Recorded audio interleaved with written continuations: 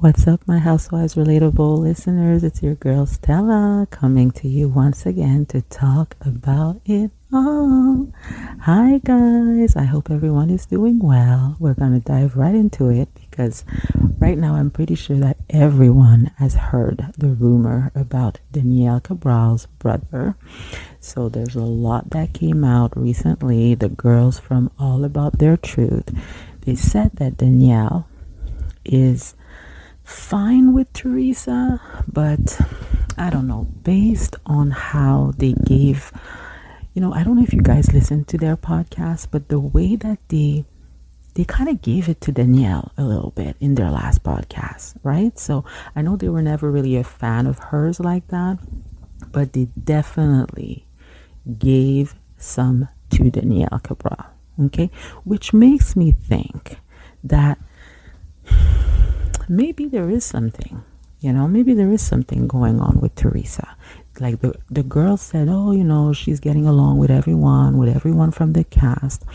But I have this feeling that it might not necessarily be the case. That's just my opinion, just based on how they were talking about Danielle and how they were kind of implying that she's playing both sides, and how they also, they said that they have this source that came up to them and spilled some tea about Danielle Cabral, right? So it seems to me that someone, I'm not talking about the girls from All About Their Truth, I'm talking about somebody else, may be working overtime to make sure that Danielle looks like she's not credible, or maybe has some sort of mental illness, try to make her look like she's unstable.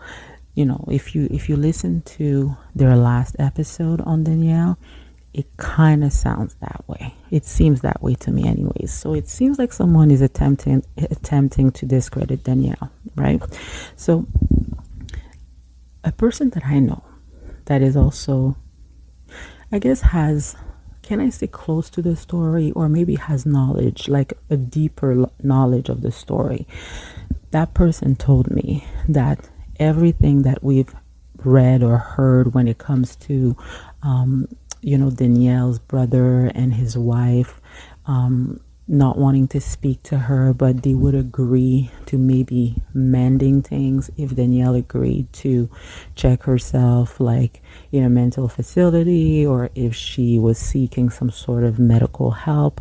So that person that I'm talking to is telling me that this is all BS, that this is not true, that Danielle's brother has never spoken to Danielle after the whole wedding debacle, and that he has never requested anything from her. Like, he hasn't requested for her to check herself at a mental facility. He has not requested for her to get mentally evaluated. All of this is like apparently BS, according to the person that I'm talking to. So I'll try to see how things unfold, but at this point I'll be paying attention, because I have this feeling that someone is working behind the scenes to make Danielle look bad when it comes to that. So speaking of Danielle, you know that she was recently at New York Fashion Week, and Melissa Gorga was also in attendance. So I saw, when did I see this actually? Anyways, I saw like a cute little video. It was about 3 to 4 minutes long by Global Fashion Collective, and it's on YouTube. It's available on YouTube. Danielle was part of the fashion show, so you could see it like she was part of the kids show at New York's Fashion Week. So there was also Teddy Me, Moraine, Aeon, and Bougie Kids, which is the name of her collection. So Global Fashion Collective, if you are familiar with the fashion industry, they're like basically an extension of Vancouver Fashion Week.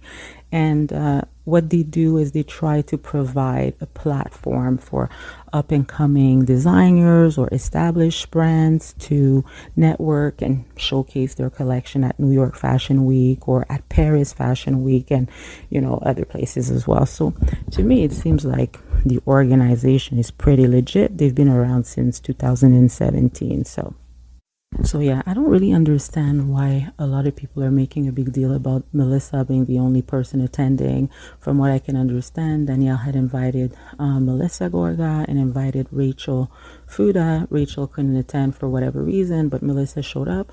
Makes sense to me, kind of. Like Melissa has envy, and I can't remember if Melissa ever did a New York Fashion Week. I know she has attended the show like on several occasions, but I can't remember if she ever had envy at New York Fashion Week. I'll try to do some research on that, but to me it just seems like it was, it made sense.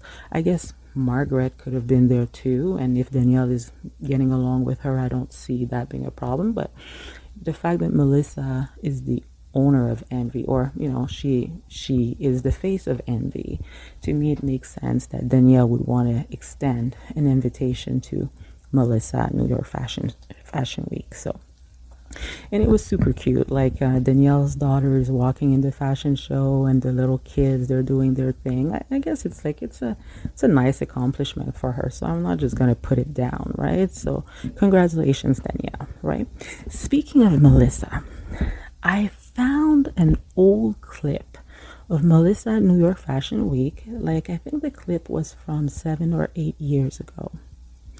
And she was being interviewed by a gentleman, and this gentleman was from Behind the Velvet Rope TV. Okay, so then I was like, Behind the Velvet Rope TV, like the gentleman who was interviewing her, he didn't look like David Yontef. So I was just like, oh, I guess if you put TV, maybe you can have like a similar account on YouTube. But what I found odd was the fact that it was basically kind of like the same type of things that he was doing, right? He was interviewing celebrities or reality TV stars on the red carpet, and the name of his account on YouTube is BVTR, and also on Instagram. Although I have to say that it doesn't seem like his account has been active since I think 2017. Like, don't quote me on this, but it's been quite some time since, he last posted something on YouTube or on Instagram. So I just thought that that was interesting to have a former Behind the Velvet Rope person that was interviewing stars and celebrities that was also based out of New York. So I just thought that you guys might find this a little interesting.